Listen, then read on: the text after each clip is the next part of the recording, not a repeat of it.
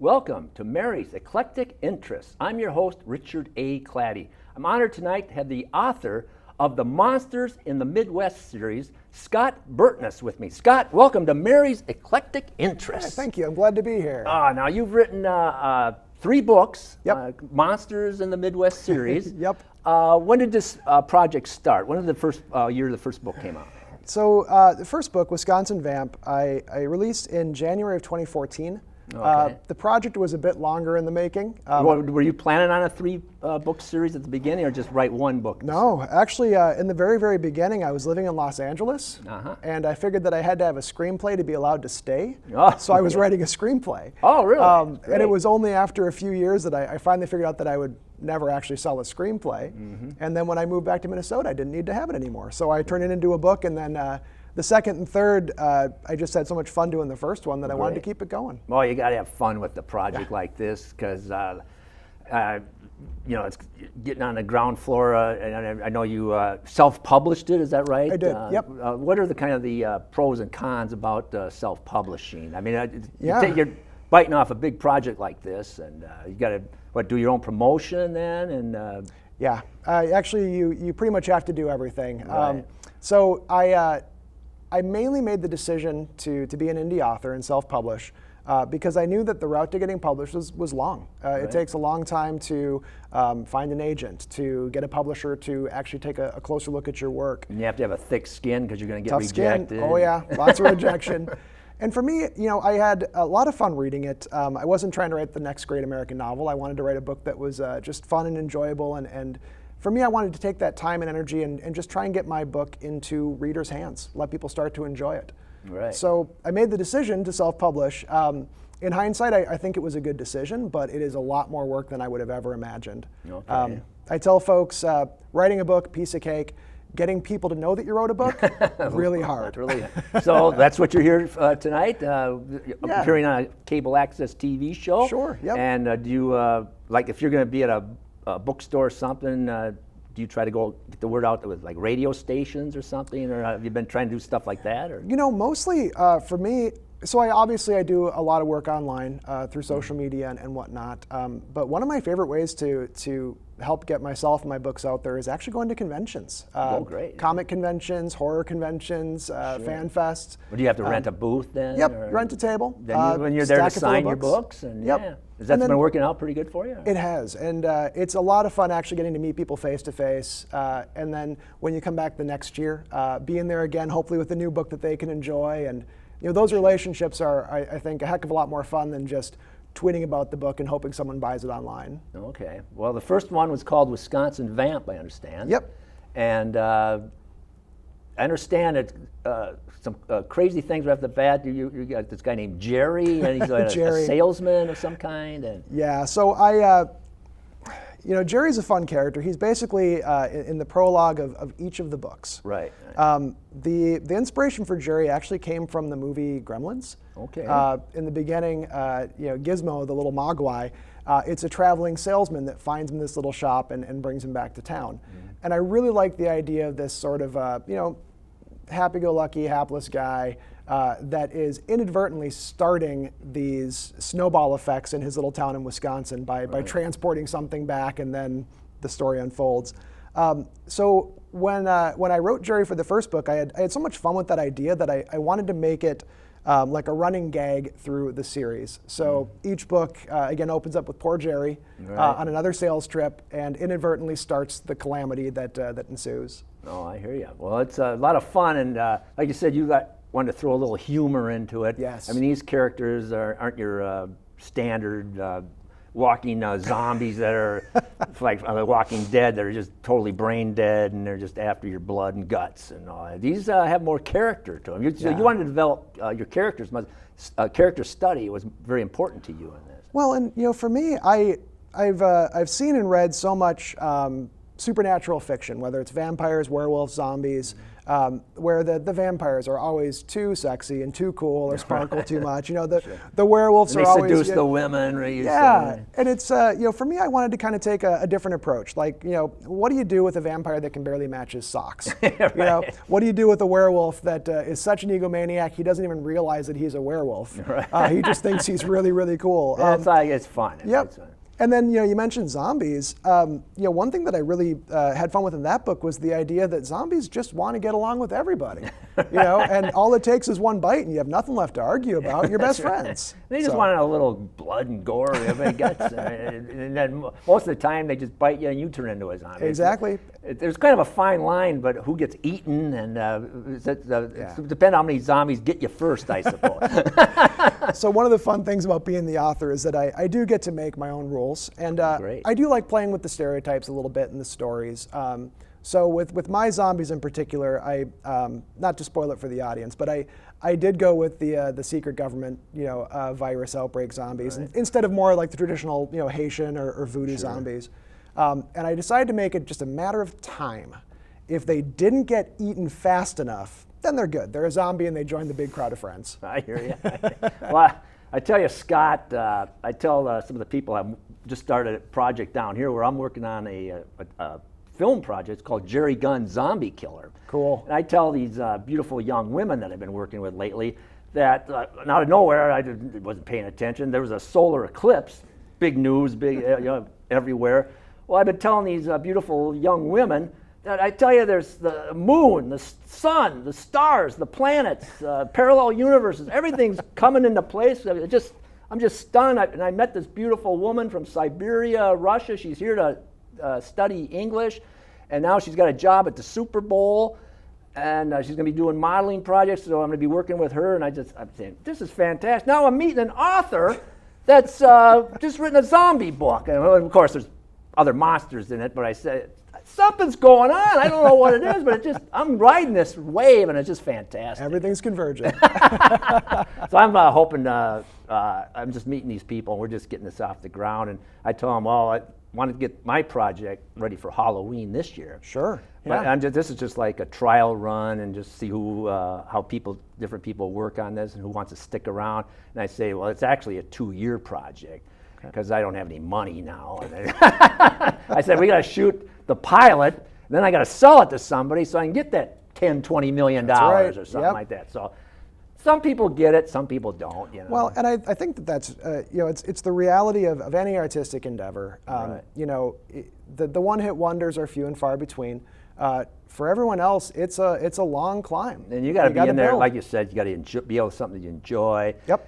And like me, I worked at the University of Minnesota for 30 years. I would plow snow, jack of all trades kind of a job.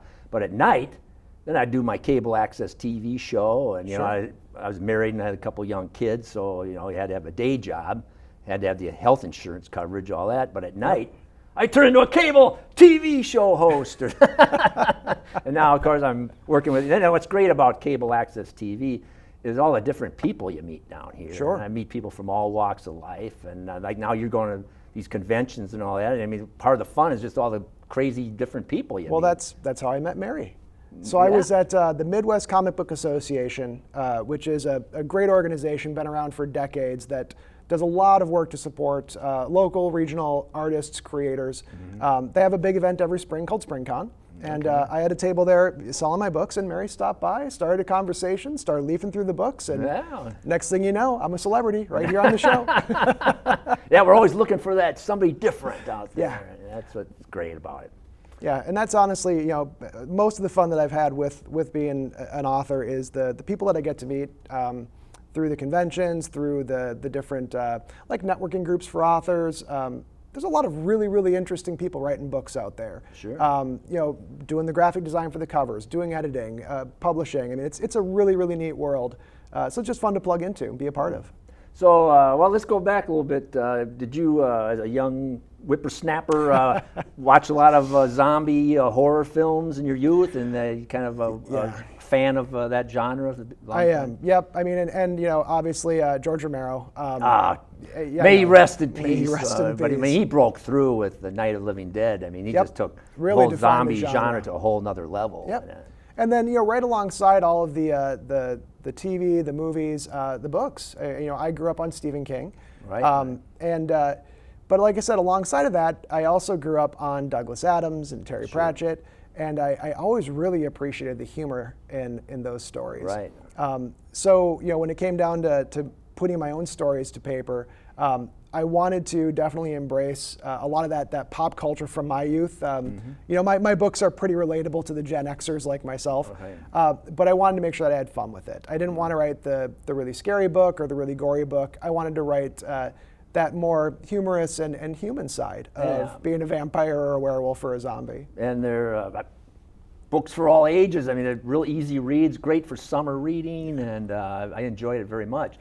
One thing I was going to ask you about is kind of a little rivalry there, because the book is set in Wisconsin, and you make some references to the Vikings, and the zombies are going to go to Green Bay, and they're looking for more food, and you have some, talking about going to Lambeau Field, of course. You ever been to Lambeau Field? I have not. Well, so I got to do that. See a Viking game at Lambeau. I heard a lot of great reports. Right? It's got to be a lot of fun. Oh yeah, and I think what my dirty secret, not so secret, is that I'm actually not from Wisconsin. I am from Minnesota. Right. When people ask why my first book was set in Wisconsin, I just said because Wisconsin vamp sounded better than Minnesotan vamp. Right. But one thing I really have a lot of fun with is just small town Midwest. And so we've got the Vikings fans in their purple jerseys and their mullets playing pool, and the Wisconsin guys want to get into some fisticuffs, and we've got the zombies marching toward Lambeau Field and really hoping they can get a bite of a Packer. And that's again for me. I grew up in Minnesota. I spent a lot of time in western and northern Wisconsin growing up as a kid, and I really wanted to put my story someplace fun, familiar, and different from. Yeah, and these are working class people. Oh yeah, regular down folks. to earth, small town people. Yep. And and that's what's great about you develop these characters. They like karaoke, they like bowling. Yes, I do. Nothing wrong with that. Great Midwestern values. Yeah, and that's again just for me. I didn't really want to tell another story about some vampire that's fulfilling a dark prophecy. I wanted to write about a vampire that wins the men's bowling tournament. Right. So yeah, that's again. I just tried to keep it close, keep it familiar, keep it fun. Well, I thought you might be from Wisconsin, so I was gonna poke some fun at you. You still can. Have you been to Wisconsin trying to sell these books? I haven't yet, actually. Oh, you have to go to Madison or Yep, something. I've had some folks come across the river. I'll meet people from Wisconsin at some different conventions I've been to, and they're always a little nervous. What kind of jokes am I going to make about those poor folks in Wisconsin? But they all come back happy. They like it quite a bit. Yeah, you have to look for a convention in Milwaukee or something. I think so. Yeah, That'd be again, fun. starting to travel a little bit more would be great. I was down in Kansas City over the summer for a big convention. Furthest I've gone has actually been Calgary, Alberta. Oh, right. I went up to a Writers Fest up there. But not exactly making Stephen King money yet. So I have to pick and choose my trips pretty carefully I and understand. stay at the budget motels. Well, I like going to the Crypticon horror convention every fall here in Minneapolis. Oh, okay. And the cosplayers, people that dress Is that up. coming up? Yep, coming up in first weekend of November. So will you have a booth there? I will. Yep, I'll Okay, present my books. there you go.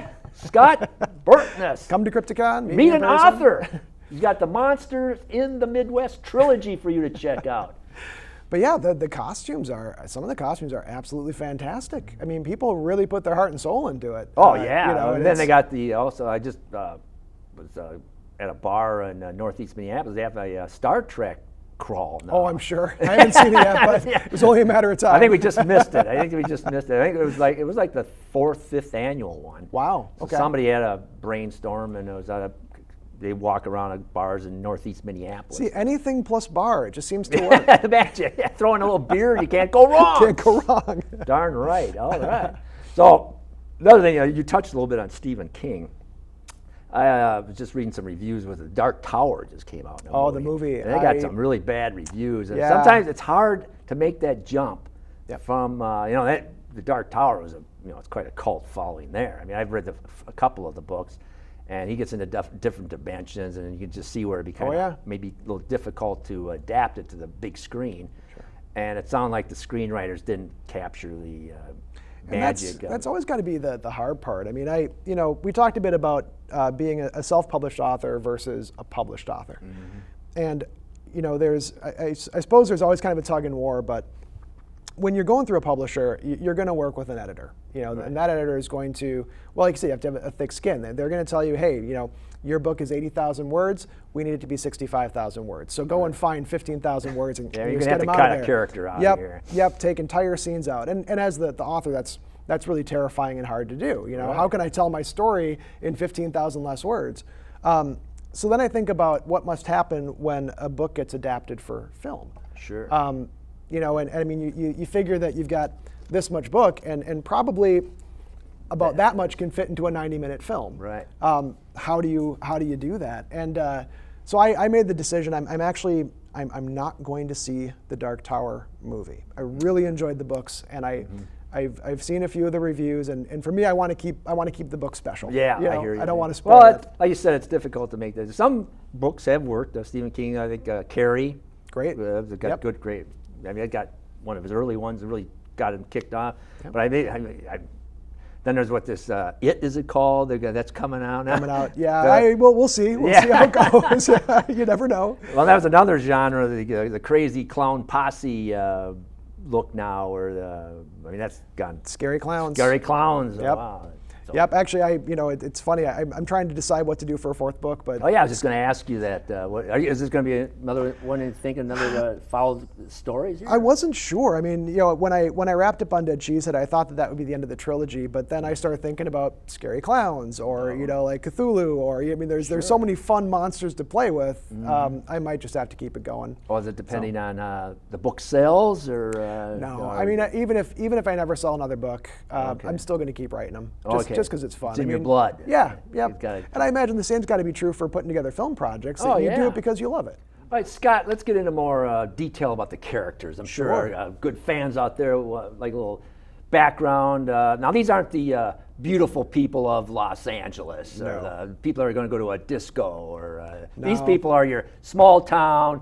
They enjoy karaoke, they enjoy bowling, they enjoy friendship, meeting people that they've known for years. Yeah, exactly. My folks in Trappersville, Wisconsin are pretty salt of the earth. The story really focuses on three friends. They've been buddies since high school, and the three friends that you can find in a lot of places. You've got Herb, who's a lovable loser, just kind of a nice guy, doesn't really have a lot of direction, has trouble matching his socks. His buddy Dallas, big man on campus, ladies' man, everyone loves him. And then Stanley, kind of the geeky nerd, a little bit of an oddball, always claims he was abducted by aliens back in high school. Now, who's going to believe that? Yeah, which, he actually, well, I don't want to ruin too much for you, but he's pretty adamant that it happened. And so these three guys are just trying to figure things out. They're just they're on the same bowling team together. They like going out and having beers. Trying to make ends meet, your all-American down-home people. Joes. Yep, regular Joes. So in the first book, when Herb becomes a vampire, it starts to change the relationship between the these three dynamic friends. is going to change. Yep. Yeah. All of a sudden, he's starting to do things better than his best friend. His best friend starts getting jealous. Right. And when they end up going for the same girl, rivalry ensues. Yes, right. So, what was really interesting about the first book for me was just sometimes it takes a really big change to understand who you're meant to be. And sometimes embracing who you're meant to be can be tough. It can be a shock.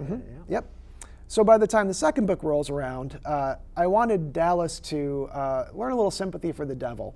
So I start putting Dallas through the paces, where he's becoming something supernatural and doesn't quite know what's going on, and all of a sudden he has a better understanding and appreciation for what his best friend was going through. Sure. And there's a heck of a love story in book two. Dallas's dear love, Dolores, his 4x4 pickup truck. And that comes as a shock here in Minnesota. People would love their pickup trucks. And, so yeah, I mean, I definitely got a good love story in there. But with me, I really wanted to just try and make these folks relatable. People that I grew up with and have lived around my whole life. Right. And then put them in those just extraordinary circumstances. And that's what made it fun for me. Stanley in the third book, gosh, that poor guy. Herb's gone through such an adventure, and Dallas has gone through such an adventure. The only way that I can match that was to have a lot of Stanleys going through a lot of adventures. And there's a real twist there. I'm not going to give anything away. And as I'm reading it, I'm going, what's going on here? Something weird's going on. I can't quite figure it out. And I said, is the author messing with my head here or something? But it doesn't take too long, and you find out, whoa, hey, there's something really strange going on here. So that was hats fun off one. to you for that. I mean, I was starting to worry about you there for a minute. But yeah, my intention was to have the story arc really build and carry across the 3 books, but let each book really be that character's story. So your character development is very important, and so you can identify with these people. I think a lot of people will either, you might not personally think you're one of these people, but you probably know somebody like that. Yeah, and it's been actually a lot of the fun feedback from readers is when they laugh about the cast of supporting characters, Rhonda the bartender, or sure. Pat that works at the gas station, and then somebody's always trying to ruin that one guy's cafe. Yes, yeah, poor Ronnie. Yeah.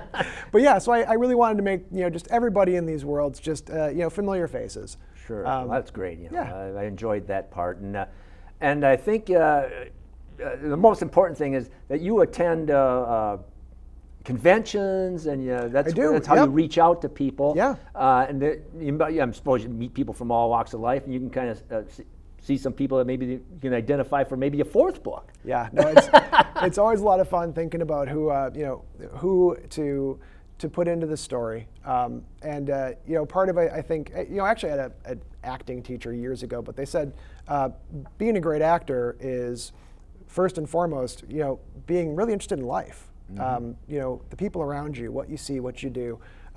Take all that experience in, because that is really what you need to create.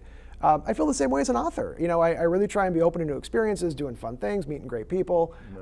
Because all of that just really starts to, it's almost like tools in the tool bucket that you can pull from later on. Oh, heck yeah. And then there's a secret society too. That, there is. Yep, chasing we've got these poor oh guys. Yeah, we've got Secret Society of Monster Hunters. It's a. It gets really developed. Where after you've read the first book, and especially getting into that second one, and you can't wait for the 3rd book. Well, thanks. Yeah, I appreciate that. So it's important for you people get out there and support your local authors in that, because you self-published these. Right? I did, and actually, I'm glad that you talked about supporting authors, because that's something I feel pretty strongly about too. I've come to learn that there is a lot of really talented just folks throughout Minnesota. So I actually started an event to help support and promote Minnesotan authors. Well, how does that come about? It's called the Books and Beer Pop-Up Bookstore. Oh, okay. Really simple premise. I just pick a brewery somewhere around town. Wow. I get about 25 Minnesotan authors to come in and sell their books for the day. Wow, great. And it's just a very fun, casual way for folks to get to meet some local authors, find their next favorite book, and of course anything plus beer ends up being a good time. But so for folks that want to check it out, it's up on Facebook. It's just facebook.com/MN Books and Beer, Books and Beer Pop-Up Bookstore. And I try to have an event pop up every 3 or 4 months at a different brewery. When was your last one? So we had the first one in May. The second one was earlier this month in August. Oh, so we just missed that one. So later in the fall, you'll be planning something maybe? Looking at December. So probably early December, right before the holidays, because I think the books are the best gift you can give at the holidays. Oh, so. Good thinking.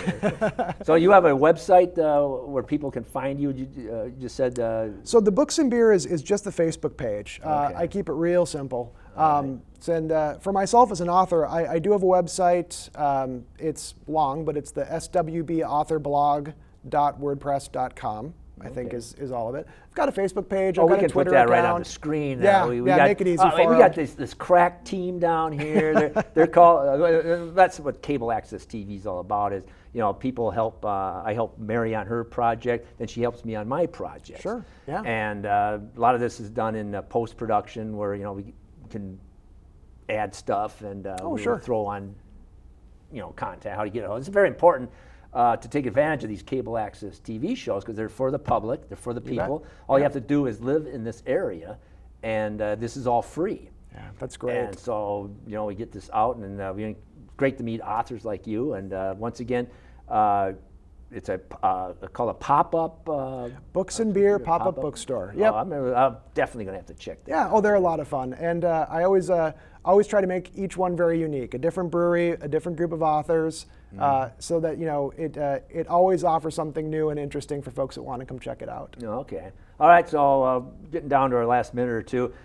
One last time, really important that these are just great people. It's kind of like it revolves around 3 events, three books, 3 people, their loves and the different women that come in. There's some really great development of some female characters in here. And like I said, once again, we could see that you really enjoy developing these characters. And give us some last thoughts on the development of these fantastic characters. So for me, it was really just about, like I said, what is it that really helps a person figure out who they are and who they're supposed to be? Right. What's the meaning of friendship? What's the meaning of love? And to stand by somebody or discover somebody that's gone through a big change in their life. So the books are fun, they're funny. How do vampires comb their hair? Do werewolves pee on trees? Right. But through it all, I really wanted to just try and make sure that I kept a hold of that humanity for my vampire, werewolf, and zombie. Well, that's fantastic. Once again, Scott Burtness, I want to thank you for coming in here on Mary's Eclectic Interest. I'm your host, Richard A. Bomb Claddy. Be watching for more of Mary's shows as she brings in different authors from all walks of life. Okay, have a great night, and we'll see you at the next book show.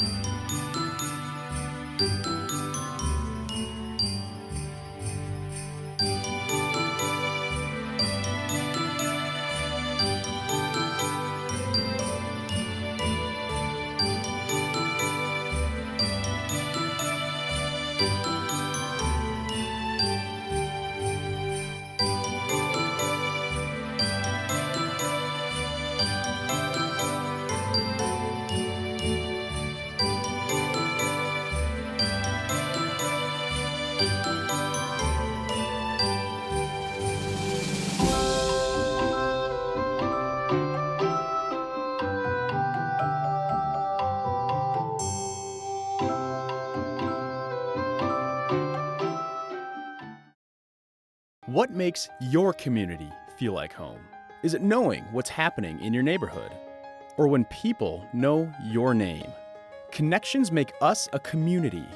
For more than 30 years, Northwest Community Television has connected citizens, neighbors, even sports fans through video. You can learn about the latest news through our truly local newscast. We cover and air around 150 high school sporting events every year. For our cities, we air parades and city meetings that you can watch whenever you want. Then, any citizen of our cities can create and share their own original content.